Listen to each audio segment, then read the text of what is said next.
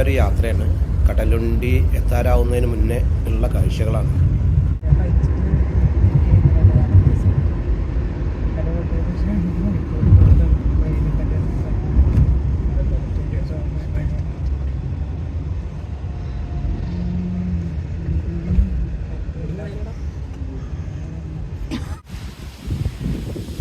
Google മാപ്പിൽ വഴി കാണുന്നുണ്ടെങ്കിലും ഇതാ ഇവിടെ കാർ എത്തിക്കഴിഞ്ഞപ്പോൾ റോഡ് മൊത്തം കടലെടുത്ത അവസ്ഥയിലാണ്. മുന്നോട്ട് പോകാൻ പറ്റില്ല.